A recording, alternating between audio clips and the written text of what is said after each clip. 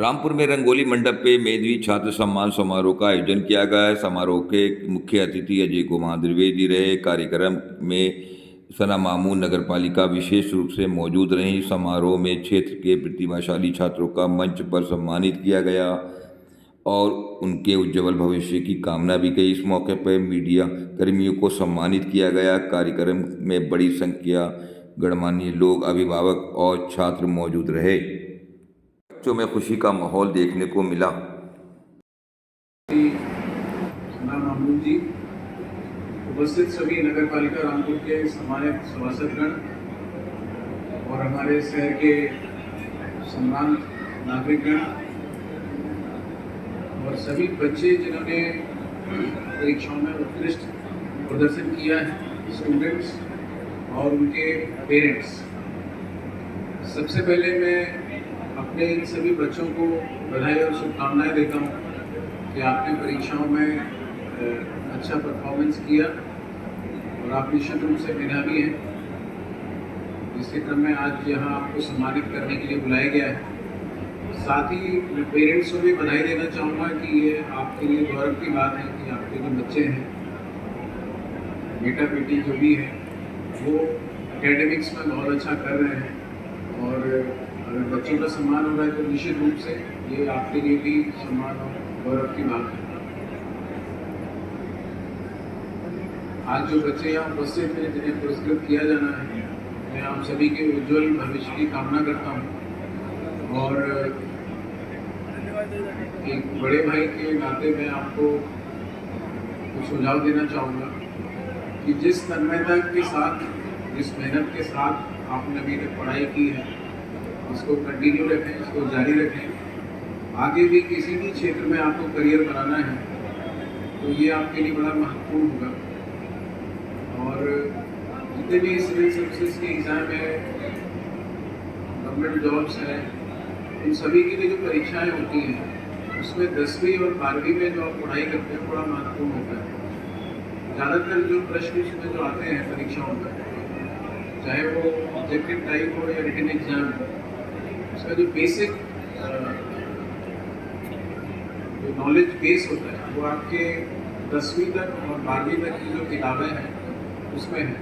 अगर आपने 10th और 12th तक की किताबों को ठीक से पढ़ा है, साइंस हो, सोशल साइंस हो, हिस्ट्री, इकोनॉमिक्स, सिविक्स, ज्योग्राफी, अगर आपने इसको ठीक से पढ़ा है और समझा है तो आप किसी भी एग्ज़ाम को क्रैक करने के लिए पूर्ण रूप से तैयार हैं, इक्विप्ड हैं।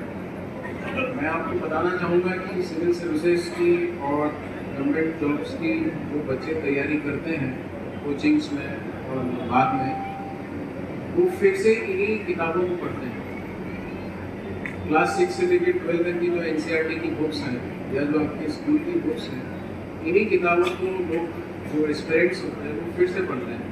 तो अगर आपने अपने स्कूल के दौरान इनको अच्छे से पढ़ा है तो आपको फिर से करने की ज़रूरत नहीं होगी और कम समय में और बेहतर प्रदर्शन के साथ आप इन परीक्षाओं को उत्तीर्ण कर सकते हैं।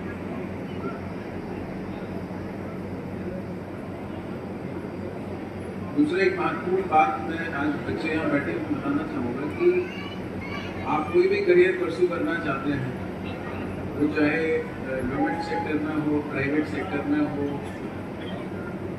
आप अच्छा जर्नलिस्ट बनना चाहते हैं, आप अच्छा लॉयर बनना चाहते हैं, आप फोटोग्राफर बनना चाहते हैं, आप वेडिंग प्लानर बनना चाहते हैं, कुछ भी अगर आप करना चाहते हैं तो उसका कोई शॉर्टकट नहीं है। उसका एक ही तरीका है कि आपको ईमानदारी से मेहनत करनी होगी। ये बात सही है कि जिस स्तर की परीक्षा के लिए आप तैयारी कर रहे हैं उसके स्तर का कॉम्पिटेंसी आपके अंदर होनी चाहिए, दक्षता या क्षमता आपके अंदर उतनी होनी चाहिए। लेकिन केवल कॉम्पिटेंसी और इंटेलिजेंस से कोई भी परीक्षा पास नहीं की जा सकती, उसके लिए आपको मेहनत करनी होगी। और मैं आपको आश्वस्त करता हूँ कि जो भी आपका कॉम्पिटेंसी लेवल है, अगर आप ईमानदारी से मेहनत कर रहे हैं तो उसके अनुसार जो भी आपने एग्ज़ाम दिया है, जो भी करियर आप परस्यू कर रहे हैं, उसमें निश्चित रूप से आपको सफलता मिलेगी। चाहे आप भला छोटे से कोई छोटा मोटा रोजगार कर रहे हैं, आप कोई दुकान भी अगर चला रहे हैं, उससे भी अगर आप लगातार ईमानदारी से मेहनत कर रहे हैं, मैंने ऐसे उदाहरण देखे जिन्होंने छोटे स्तर से अपना काम शुरू किया और 5-10 साल मेहनत करने के बाद उन्होंने एक अपना सफल व्यवसायिक प्रतिष्ठान बनाया। आप सभी लोग अखबारों में देखते होंगे कि अभी हाल ही में रैंकिंग आई है जो वर्ल्ड का फर्स्ट ट्रिलियनर एलॉन मस्क बन गए। He is the richest man in the world. लेकिन आप कभी उसका बैकग्राउंड अगर जाएंगे तो उन्होंने भी एक आम स्टूडेंट की तरह अपनी लाइफ में स्ट्रगल किया। छोटे से कमरे में एक रूम पार्टनर के साथ वो बेड शेयर करते थे और जो समस्याएं एक मध्यम वर्गीय परिवार के छात्र फेस करते हैं वो सभी समस्याएं उन्होंने फेस की। लेकिन जो की टेक अवे है उनकी लाइफ से, वो ये कहते कि वो 18-18 घंटे काम करते थे। तो मूल बात ये कि अगर आप ईमानदारी से मेहनत किसी भी ऑब्जेक्टिव को लेकर कर रहे हैं, कोई भी करियर आप परस्यू कर रहे हैं, चाहे वो बिजनेस हो, वो गवर्नमेंट जॉब हो, अगर आप ईमानदारी से मेहनत कर रहे हैं तो निश्चित रूप से आप सफल होंगे। और एक बड़े भाई के नाते मैं आपको बताना चाहूँगा कि कोई शॉर्टकट या कोई ट्रिक नहीं है। आप लोग बहुत इंस्टाग्राम देखते होंगे, इंस्टाग्राम में बहुत सारे ट्रिक्स, शॉर्टकट्स, सब चीज़ें आती रहती हैं। लेट मी अश्योर यू कि कोई शॉर्टकट, कोई ट्रिक काम नहीं करता है। अगर आप ईमानदारी से मेहनत कर रहे हैं तो जिस चीज़ के लिए आप योग्य हैं, जिस चीज़ के लिए आप पात्र हैं, जो आपके कॉम्पिटेंसी लेवल को मैच करता है, वो निश्चित रूप से आपको मिलेगा।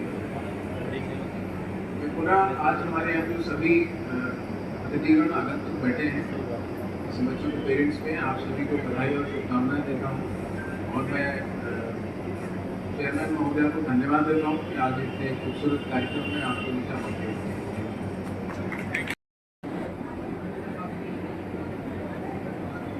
नगर पालिका के सम्मानित सभासदगण का, डॉक्टर किशोरीलाल सर का और जितने मुअज़्ज़िज़ और मारूफ शख्सियत हमारे रामपुर के यहाँ तशरीफ फरमा है, अध्यक्ष जी का, बाल अध्यक्ष जी का, और इसके अलावा आप सभी का, स्कूल से आए हुए प्रिंसिपल, टीचर्स, पेरेंट्स, आप सभी का एक बार बहुत बहुत स्वागत। पोजीशन हासिल करने वाले जो हमारे ये स्टूडेंट्स हैं, उनकी हौसला अफजाई के लिए दिन है और ये हमारे लिए बहुत फख्र की बात है कि उन्होंने अपनी रातों की नींदों को कुर्बान करके, किताबों से दोस्ती करके ये मुकाम हासिल किया है।